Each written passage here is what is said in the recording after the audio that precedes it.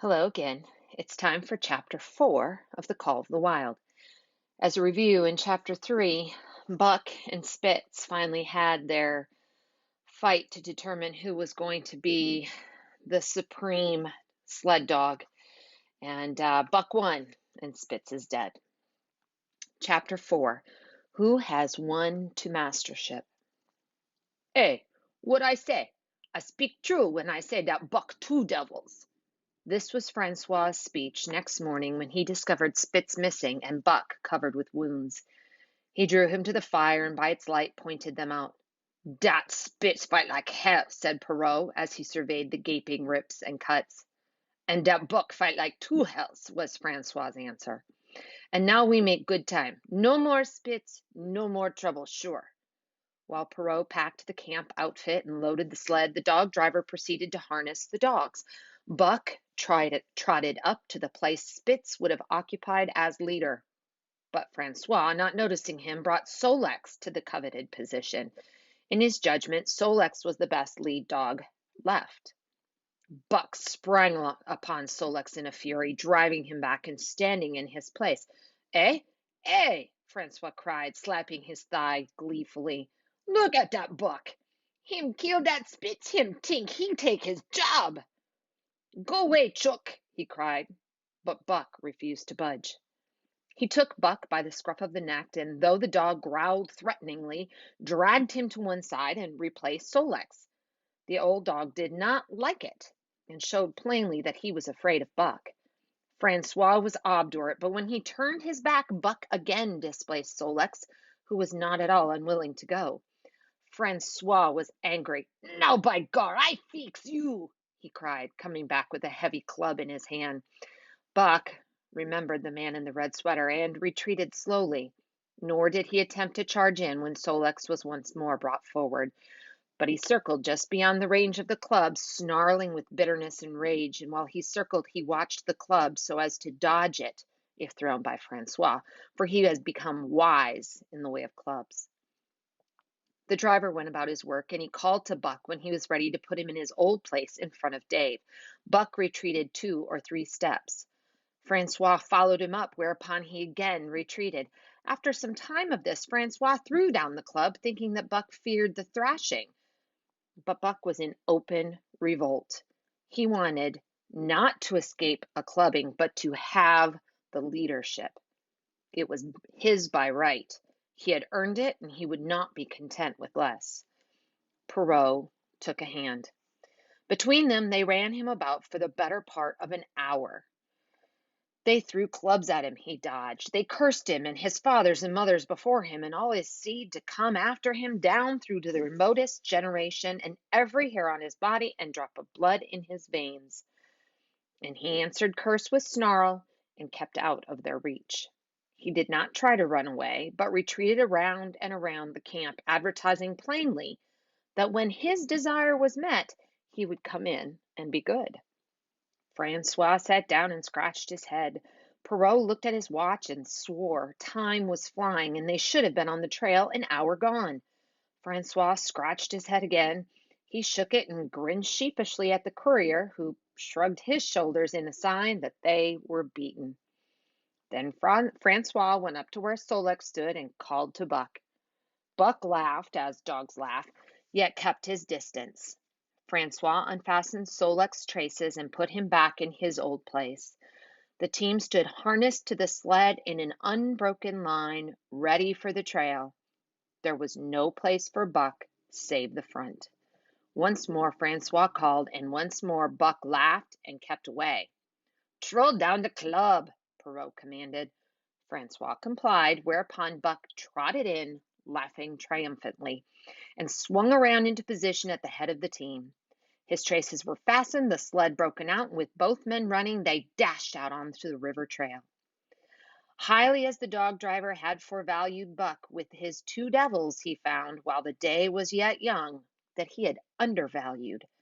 At a bound, Buck took up the duties of leadership, and where judgment was required, and quick thinking and quick acting, he showed himself the superior even of Spitz, and of whom Francois had never seen an equal. But it was in giving the law and making his mates live up to it that Buck excelled. Dave and Sol-leks did not mind the change in leadership. It was none of their business. Their business was to toil and toil mightily in the traces. So long as that were not interfered with, they did not care what happened. Billy, the good-natured, could lead for all they cared so long as he kept order. The rest of the team, however, had grown unruly during the last days of Spitz, and their surprise was great now that Buck proceeded to lick them into shape. Pike, who pulled at Buck's heels and who never put an ounce more of his weight against the breastband than he was compelled to do, was swiftly and repeatedly shaken for loafing. And ere the first day was done, he was pulling more than ever before in his life. The first night in camp, Joe, the sour one, was punished roundly, a thing that Spitz had never succeeded in doing. Buck simply smothered him by virtue of superior weight and cut him up till he ceased snapping and began to whine for mercy. The general tone of the team picked up immediately. It recovered its old-time solidarity, and once more the dogs leaped as one dog in the traces. At the Rink Rapids, 2 native huskies, Teek and Kuna, were added, and the celerity with which Buck broke them in took away Francois's breath. "Never such a dog as dat Buck!" he cried. "No, never! Him worth $1,000 by gar! Eh, what you say, Perot?" And Perot nodded. He was ahead of the record then and gaining day by day. The trail was in excellent condition, well packed and hard, and there was no new fallen snow with which to contend. It was not too cold. The temperature dropped to 50 below zero and remained there the whole trip. The men rode and ran by turn, and the dogs were kept on the jump with but infrequent stoppages. The 30-mile river was comparatively coated with ice, and they covered in one day going out what had taken them 10 days coming in. In one run, they made a 60-mile dash from the foot of Lake Lebarge to the White Horse Rapids. Across Marsh, Tagish, and Bennett, 70 miles of lakes, they flew so fast that the man whose turn it was to run towed behind the sled at the end of a rope. And on the last night of the second week, they topped White Pass and dropped down the sea slope with the lights of Skagway and of the shipping at their feet. It was a record run. Each day for 14 days, they had averaged 40 miles. For 3 days, Perot and Francois threw chests up and down the main street of Skagway and were deluged with invitations to drink, while the team was the constant center of a worshipful crowd of dog busters and mushers. Then 3 or 4 Western bad men aspired to clean out the town, were riddled like pepper boxes for their pains, and public interest turned to other idols. Next came official orders. Francois called Buck to him, threw his arms around him, wept over him. And that was the last of Francois and Perot. Like other men, they passed out of Buck's life for good. A Scot took charge of him and his mates, and in company with a dozen other dog teams, he started back over the weary trail to Dawson. It was no light running now, nor record time, but heavy toil each day, with a heavy load behind. For this was the mail train, carrying word from the world to the men who sought gold under the shadow of the pole. Buck did not like it, but he bore up well to the work, taking pride in it, after the manner of Dave and Sol-leks, and seeing that his mates, whether they prided in it or not, did their fair share. It was a monotonous life, operating with machine-like regularity. One day was very like another. At a certain time each morning, the cooks turned out, fires were built, and breakfast was eaten. Then, while some broke camp, others harnessed the dogs, and they were under way an hour or so before the darkness fell, which gave warning of dawn. At night, camp was made. Some pitched the flies, others cut firewood and pine boughs for the beds, and still others carried water or ice for the cooks. Also, the dogs were fed. To them, this was the one feature of the day, though it was good to loaf around, after the fish was eaten, for an hour or so with the other dogs, of which there were 50 and odd. There were fierce fighters among them, but 3 battles with the fiercest brought Buck to mastery, so that when he bristled and showed his teeth, they got out of his way. Best of all, perhaps, he loved to lie near the fire, behind legs crouched under him, 4 legs stretched out in front, head raised and eyes blinking dreamily at the flames. Sometimes he thought of Judge Miller's big house in the sun-kissed Santa Clara Valley, and of the cement swimming tank, and Isabel, the Mexican hairless, and Toots, the Japanese pug. But oftener he remembered the man in the red sweater, the death of Curly, the great fight with Spitz, and the good things he had eaten or would like to eat. He was not homesick. The Sunland was very dim and distant, and such memories had no power over him. Far more potent were the memories of his heredity that gave things he had never seen before a seeming familiarity. The instincts, which were but the memories of his ancestors become habits, which had lapsed in later days and still later in him, quickened and became alive again. Sometimes, as he crouched there, blinking dreamily at the flames, it seemed that the flames were of another fire, and that as he crouched by this other fire, he saw another and different man from the cook before him. This other man was shorter of leg and longer of arm, with muscles that were stringy and knotty rather than rounding and swelling. The hair of this man was long and matted, and his head slanted back under it from the eyes. He uttered strange sounds and seemed very much afraid of the darkness into which he peered continually, clutching in his hand, which hung midway between knee and foot, a stick with a heavy stone made fast to the end. He was all but naked, a ragged and fire-scorched skin hanging partway down his back, but on his body there was much hair. In some places, across the chest and shoulders and down the outside of the arms and thighs, it was matted into almost a thick fur. He did not stand erect, but with trunk inclined forward from the hips on legs that bent at the knees. About his body there was a peculiar springiness or resiliency, almost cat-like, and a quick alertness as of one who lived in perpetual fear of things seen and unseen. At other times, this hairy man squatted by the fire with head between his legs and slept. On such occasions, his elbows were on his knees, his hands clasped above his head as though to shed rain by the hairy arms. And beyond that fire, in the circling darkness, Buck could see many gleaming coals, 2 by 2, always 2 by 2, which he knew to be the eyes of great beasts of prey. And he could hear the crashing of their bodies through the undergrowth and the noises they made in the night. And dreaming, there by the Yukon bank, with lazy eyes blinking at the fire, these sounds and sights of another world would make the hair to rise along his back and stand on end across his shoulders and up his neck till he whimpered low and suppressedly, or growled softly, and the cook shouted at him, "Hey, you Buck, wake up!" Whereupon the other world would vanish, and the real world came into his eyes, and he would get up and yawn and stretch as though he had been asleep. It was a hard trip with the mail behind them, and the heavy work wore them down. They were short of weight and in poor condition when they made Dawson, and should have had a 10 days or a week's rest at least.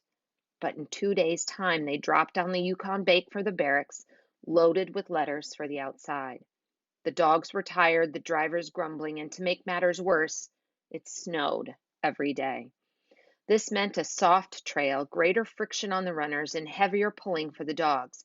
Yet the drivers were fair through it all and did their best for the animals. Each night the dogs were attended to first.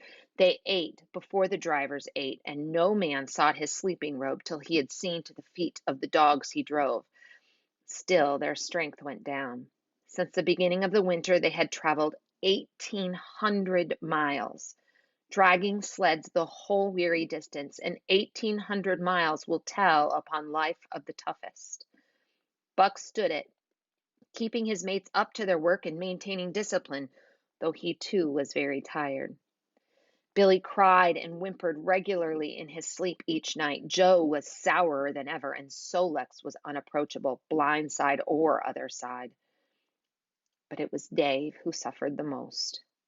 Something had gone wrong with him. He became more morose and irritable, and when camp was pitched, at once made his nest where his driver fed him. Once out of the harness and down, he did not get on his feet again until harness-up time in the morning. Sometimes in the traces, when jerked by a sudden stoppage of the sled or by straining to start it, he would cry out with pain. The driver examined him but could find nothing. All the drivers became interested in his case. They talked it over at mealtime and over their last pipes before going to bed, and one night They held a consultation. He was brought from his nest to the fire and was pressed and prodded till he cried out many times. Something was wrong inside, but they could locate no broken bones, could not make it out. By the time Cassiar Bar was reached, he was so weak that he was falling repeatedly in the traces. The Scot called a halt and took him out of the team, making the next dog, Sol-leks, fast to the sled. His intention was to rest Dave, letting him run free behind the sled. Sick as he was, Dave resented being taken out, grunting and growling while the traces were unfastened, and whimpering broken-heartedly when he saw Sol-leks in the position he had held and served so long. For the pride of trace and trail was his, and sick unto death, he could not bear that another dog should do his work. When the sled started, he floundered in the soft snow alongside the beaten trail, attacking Sol-leks with his teeth, rushing against him and trying to thrust him off into the soft snow on the other side, striving to leap inside his traces and get between him and the sled, and all the while whining and yelping and crying with grief and pain. The musher tried to drive him away with the whip, but he paid no heed to the stinging lash, and the man had not the heart to strike harder. Dave refused to run quietly on the trail behind the sled where the going was easy, but continued to flounder alongside in the soft snow where the going was most difficult, till exhausted. Then he fell, and lay where he fell, howling lugubriously as the long train of sleds churned by. With the last remnant of his strength, he managed to stagger along behind till the train made another stop, when he floundered past the sled to his own, where he stood along Sol-leks. His driver lingered a moment to get a light for his pipe from the man behind. Then he returned and started his dogs. They swung out on the trail with remarkable lack of exertion, turned their heads uneasily, and stopped in surprise. The driver was surprised too. The sled had not moved. He called his comrades to witness the sight.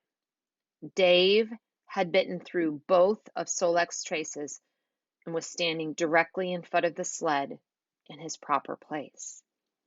He pleaded with his eyes to remain there. The driver was perplexed. His comrades talked of how a dog could break its heart through being denied the work that killed it, and recalled instances they had known where dogs, too old for the toil or injured, had died because they were cut out of the traces. Also, they held it a mercy, since Dave was to die anyway, that he should die in the traces, heart easy and content. So he was harnessed in again, and proudly he pulled as of old, though more than once he cried out involuntarily from the bite of his inward hurt. Several times he fell down and was dragged in the traces, and once the sled ran up on him so that he limped thereafter in one of his hind legs. But he held out till camp was reached, when his driver made a place for him by the fire. Morning found him too weak to travel. At harness-up time he tried to call to his driver. By convulsive efforts he got on his feet, staggered, and fell. Then he wormed his way forward slowly toward where the harnesses were being put on his mates. He would advance his forelegs and draw up his body with a sort of hitching movement, when he would advance his forelegs and hitch again for a few more inches. His strength left him, and the last his mates saw of him, he lay gasping in the snow and yearning toward them. But they could hear him mournfully howling till they passed out of sight behind a belt of river timber. Here the train was halted. The Scot slowly retraced his steps to the camp they had left. The men ceased talking. A revolver shot rang out. The man came back hurriedly. The whip snapped, the bells tinkled merrily, the sleds churned along the trail, but Buck knew, and every dog knew, what had taken place behind the belt of river trees.